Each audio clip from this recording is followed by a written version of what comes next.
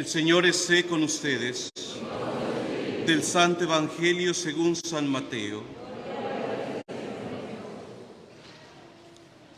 En aquel tiempo, Jesús tomó consigo a Pedro, a Santiago y a Juan, el hermano de éste, y los hizo subir a solas con él a un monte elevado.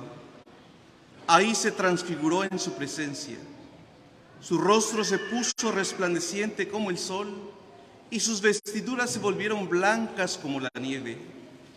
De pronto aparecieron ante ellos Moisés y Elías, conversando con Jesús. Entonces Pedro le dijo: Señor, qué bueno sería quedarnos aquí. Si quieres, haremos 3 tiendas, una para ti, otra para Moisés y otra para Elías. Cuando aún estaba hablando, una nube luminosa los cubrió y de ella salió una voz que decía: Este es mi Hijo muy amado, en quien tengo puestas mis complacencias. Escúchenlo. Al oír esto, los discípulos cayeron rostro en tierra, llenos de un gran temor. Jesús se acercó a ellos, los tocó y les dijo: Levántense y no teman.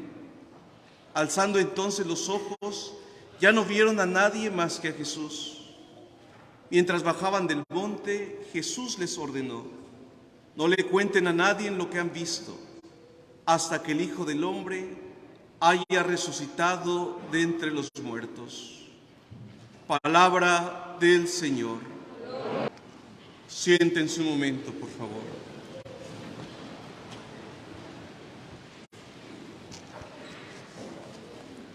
Hermanos, hemos escuchado este pasaje del Evangelio de San Mateo conocido como la transfiguración del Señor.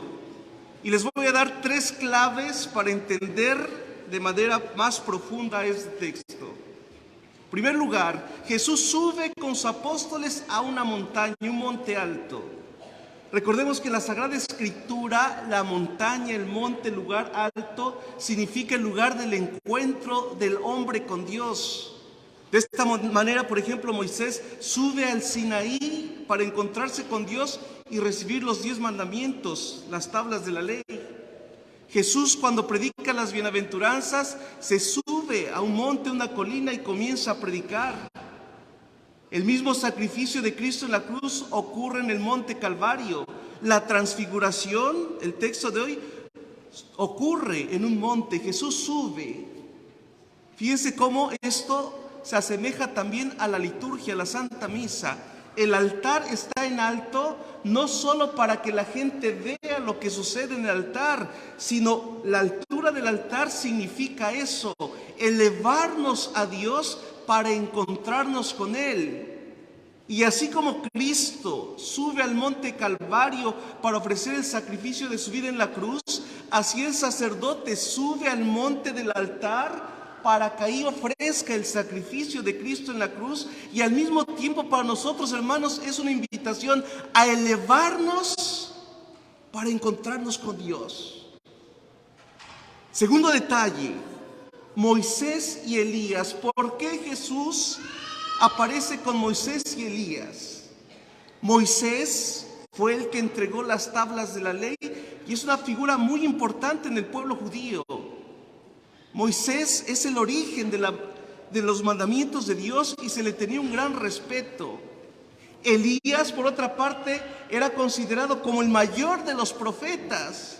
Y al aparecer Jesús en medio de ellos, el mensaje es este: todo el Antiguo Testamento, toda la ley de Moisés, todos los profetas encuentran su culminación en Jesús. Y esto es bien importante. ¿Por qué, hermanos? Porque todo el Antiguo Testamento, la Sagrada Escritura, tiene sentido únicamente si se ve desde Él a Jesús. Todo el Antiguo Testamento es preparación para quien había de venir, Jesús. En Jesús está la plenitud de la ley. Por eso, hermanos, bien importante, cuando a veces los protestantes sacan un texto del Antiguo Testamento, sí, pero es la ley del pueblo de Israel que era preparación para el nuevo pueblo de Dios, que es la iglesia. En el Antiguo Testamento estaba Moisés, en el Nuevo Testamento es Cristo. En el Antiguo Testamento se ofrecían muchos sacrificios para el perdón de los pecados. En el Nuevo Testamento es un único sacrificio de Cristo en la cruz para el perdón de todos los pecados. En el Antiguo Testamento, que ya no consiste en una sociedad donde se comparte una raza, sino muchas razas que forman un solo pueblo en una sola fe. Y tercero, la nube. Se escucha desde una nube la voz del Padre que dice: este es mi Hijo amado, en quien tengo mis complacencias, escúchenlo. La nube es signo de la presencia de Dios. Por ejemplo, en el Éxodo, cuando Moisés va guiando al pueblo de Israel para llegar a la tierra prometida, durante 40 años Dios guió a su pueblo por las noches en forma de una lumbrera y en el día en forma de una nube. Y cuando llegan a Jerusalén y construyen un templo para Dios, una nube entra en el templo, signo de la presencia de Dios. Dios ha tomado posesión de su templo. Estos tres elementos, el monte alto, Moisés y Elías y la nube, nos ayudan a entender mejor este texto. Jesús se transfigura. ¿Qué quiere decir transfigurarse? Jesús es verdadero Dios y es verdadero hombre. Pero hasta ese momento, hermanos, fíjense bien, los discípulos, los apóstoles solamente habían visto a Jesús como un gran profeta que hacía milagros, predicaba muy bien y venía anunciando el reino de Dios. Pero en su mente humana ellos todavía no alcanzaban a comprender y entender quién Jesús era realmente. Jesús, en oración con su Padre Dios, se transforma su cuerpo mortal y deja ver su divinidad. Jesús es Dios. Y San Mateo le dice de una manera muy bella: de pronto su rostro se puso resplandeciente como el sol y sus vestiduras blancas como la nieve. De alguna manera nos está diciendo: Jesús deja ver su gloria frente a sus discípulos, y los discípulos se llenan de asombro, de impacto. ¿Por qué? Porque ese mismo Jesús con el que habían convivido, de momento se les revela como Dios en toda su gloria, en toda su majestad. Se asustan, se llenan de miedo, y en medio de su miedo, Pedro solamente atina a decir: hagamos 3 cosas. Pero entonces Dios, por medio de la nube, les dice: este es mi Hijo muy amado. No solamente es un profeta, no solamente es un gran predicador, este es mi Hijo muy amado, en quien yo me complazco. Y fíjense cómo toda la vida de Jesús es hacer la voluntad de su Padre Dios. Este texto sucede en el camino de Jesús hacia Jerusalén, donde Jesús va a ser condenado. Este es mi Hijo muy amado. No solamente es un profeta, no solamente es un gran predicador, este es mi Hijo muy amado, en quien yo me complazco. Y fíjense cómo toda la vida de Jesús es hacer la voluntad de su Padre Dios. Este texto sucede en el camino de Jesús hacia Jerusalén, donde Jesús va a ser condenado, donde Jesús va a tener que padecer y morir en la cruz. Y por eso la iglesia nos pone este texto, hermanos, durante la Cuaresma. Jesús se revela y se quiere manifestar a sus apóstoles para darles una esperanza. Vienen tiempos difíciles. El Hijo del Hombre va a ser entregado, va a ser traicionado, tiene que padecer, va a ser acusado, tiene que morir. Pero recuerden, este es el mensaje: Él va a vencer al final, porque Él es Dios. En nuestra vida, hermanos, esta es la enseñanza de hoy. Todos vamos a pasar, y de hecho pasamos dificultades. No hay nadie en el mundo que no sufra. Todos sufrimos de alguna u otra manera.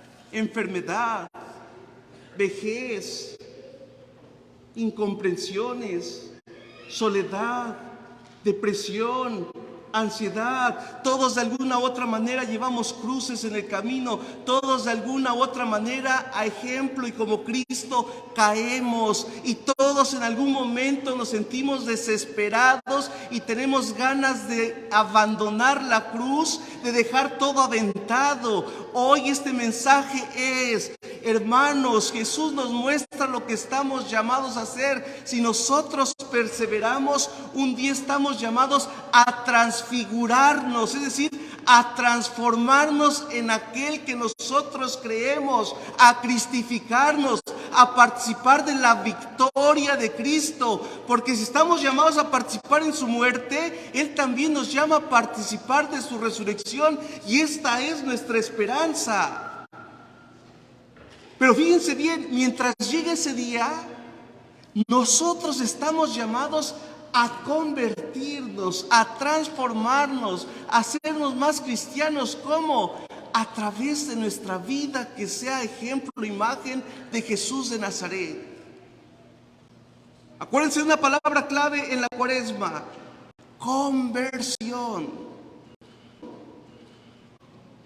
Miren, les voy a ser bien honesto. A mí me encanta y me da mucho gusto las colas enormes que se hacen para que todo el mundo reciba la ceniza. ¿Saben cuál es lo triste? Que esas filas de gente no se traducen en gente que se acerque a confesarse.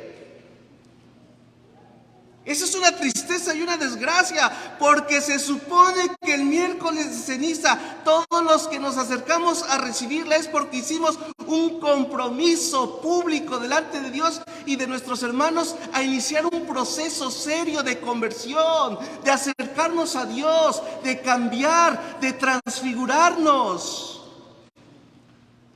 Desafortunadamente pronto nos olvidamos de ese compromiso y volvemos a nuestras cenizas, a nuestra antigua manera de vivir.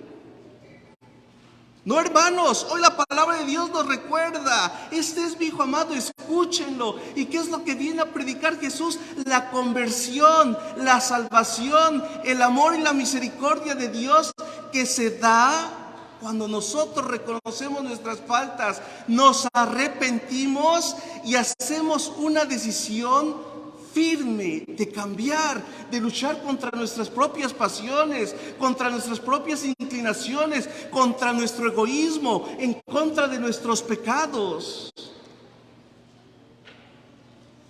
Este es mi Hijo amado, escúchenlo. Y hoy no te está hablando el sacerdote, hermano. Hoy te está hablando Jesús a tu corazón. ¿Lo escuchas? ¿Estás dispuesto a subir al monte santo de la cruz para que, como Cristo, ofrecer tú también tu vida? ¿Morir en tu pecado para participar de la vida de Cristo?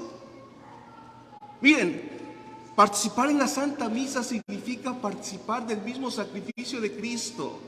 Cristo muere y ofrece su cuerpo y su sangre, que se transforman en pan, que se convierten en carne y en sangre del Señor, vida para el mundo.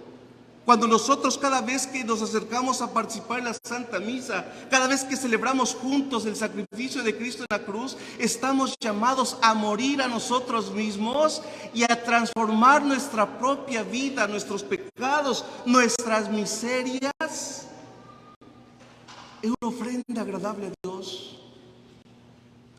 Este es mi Hijo amado. Escúchenlo.